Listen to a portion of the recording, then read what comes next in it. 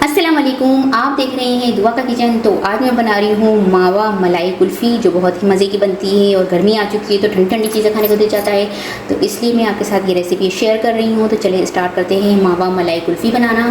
सबसे पहले यहाँ पर मैंने दूध लिया है 2 लीटर, और इसको मैंने पकाना है कि अपनी मिकदार में ये हाफ़ हो जाए, इतनी देर तक मुझे इसको पकाना है। और साथ साथ इसमें मैं चमचा हिलाकर देखती रहूँगी कि ये नीचे से लग तो नहीं रहा। इतनी देर तक हम इसको पकाते रहेंगे मीडियम फ्लेम पर। तो ये देखें, आप देख सकते हैं कि दूध जो है वो पक कर अपनी मिकदार में हाफ़ हो गया है और थोड़ी थिकनेस भी आ गई है इसके अंदर। ठीक है जी। अब खोया कुल्फ़ी बनानी है, मलाई वाली मावा कुल्फ़ी बनानी है मैंने, तो उसमें खोया तो मैंने डाला नहीं है। वैसे ही दूध इतना थिक हो चुका है, तो इसमें मैं डालूँगी 4 टेबल स्पून मिल्क पाउडर। अगर खोया है तो खोया डाल दें, अगर मिल्क पाउडर है तो मिल्क पाउडर डाल दें। और अगर मिल्क पाउडर और खोया नहीं है तो बग़ैर मिल्क पाउडर और खोए की भी ये मज़े की बनती है कुल्फ़ियाँ। 1 प्याली चीनी डाल दूँगी। कई लोग जो है चीनी को कैरेमलाइज़ करके फिर वो डालते हैं इसमें, लेकिन मैं इसको कैरेमलाइज़ नहीं कर रही, मैं वैसे ही डाल रही हूँ। क्योंकि वैसे आप देख सकते हैं कि दूध का कलर चेंज हो गया है और थोड़ा सा ऑफ वाइट सा शेड आ गया है इसका। अब यहाँ पर विस्कर की मदद से मैं इसको हिला लूँगी ताकि मिल्क पाउडर जो है वो हमारा अच्छे से घुल जाए इसमें। तो ये देखिए, इसको यहाँ पर विस्कर चलाते हुए मैं पका रही हूँ।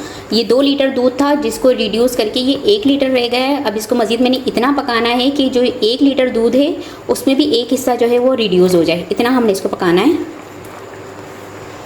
अब यहाँ पर मेरे पास पिस्ते हैं, तो पिस्ते लिए हैं मैंने थोड़े से, ये 50 ग्राम के करीब होंगे। इसको मैंने बारीक बारीक कर दिया है, फाइन चॉप किया है, तो ये डाल दूँगी। आप बादाम भी डाल सकते हैं, काजू भी डाल सकते हैं, जो आपके पास नट्स है वो नट्स इसमें डाल सकते हैं। यहाँ पर कोकोनट पाउडर है मेरे पास 3 टेबल स्पून, ये डाल दूँगी। है तो डाल दें वरना स्किप कर दें। इसे मिक्स करूँगी। अब इसको मज़ीद थोड़ा सा थिक होने तक पकाऊँगी। तो ये देखिए, यहाँ पर मैंने आपको बताया था कि 2 लीटर दूध था, उसको रिड्यूस किया, 1 लीटर दूध रह गया। 1 लीटर को भी 1 लीटर में से भी मैंने एक हिस्सा रिड्यूस कर दिया है। तो ये देखें कैसी थिकनेस सी आ गई है, जैसे खोए की थिकनेस होती है इस तरह की आ गई है। ठीक है जी। तो ये बस ये बनकर तैयार हो चुका है। अब मैं इसकी फ्लेम ऑफ कर दूँगी और इसे रूम टेम्परेचर पर ठंडा होने दूँगी। इसके बाद इसको कुल्फ़ी के मोड में डालेंगे। तो ये देखिए, यहाँ पर दूध को जो है, जो खोया सा मैंने तैयार किया था, ये रूम टेम्परेचर पर ठंडा कर लिया और आप देख सकते हैं कि अभी से ये इतना सा थिक हो चुका है। अब इसको मैं पहले ग्राइंड कर लूँगी ताकि इसमें अगर कोई लम्स भी रह जाए तो वो भी ख़त्म हो जाए। इसके बाद इसको मैं आइसक्रीम मोड में डालूँगी। तो अब मैं इसको ग्राइंड कर लूँगी।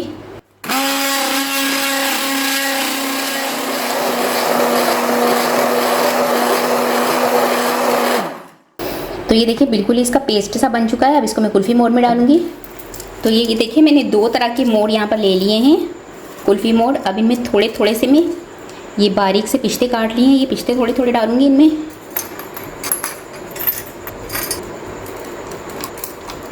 अब ये कुल्फ़ी का मिक्सचर डालूँगी इसमें।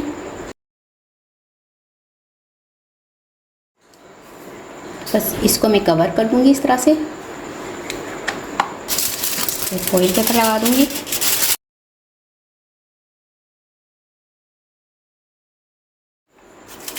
इसमें सुराख कर दूँगी।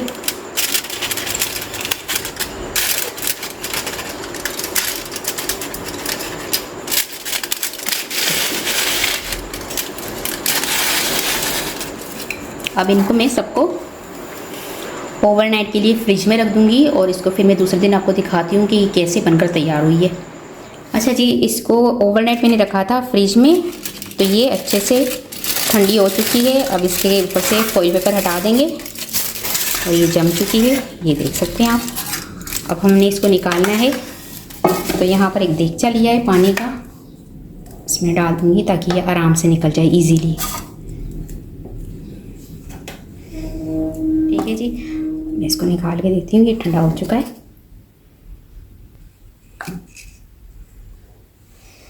तो ये देख सकते हैं कुल्फ़ी हमारी बनकर तैयार हो चुकी है। मैं गार्निश कर दूँगी थोड़ा सा पिस्ता। तो आप देख सकते हैं कि मलाई कुल्फ़ी हमारी बनकर तैयार हो चुकी है। तो बहुत ही मज़ेदार सी हमारी मावा कुल्फ़ी बनकर तैयार हो चुकी है। उम्मीद है आज की रेसिपी आपको ज़रूर पसंद आई होगी। रेसिपी पसंद आए तो मुझे कमेंट्स में बताइएगा कैसी लगी रेसिपी। वीडियो पसंद आए तो लाइक कीजिएगा, चैनल को सब्सक्राइब कीजिएगा, फैमिली और फ्रेंड्स के साथ शेयर कीजिएगा। आपसे मिलूंगी अगली वीडियो में, जब तक के लिए अल्लाह हाफिज़।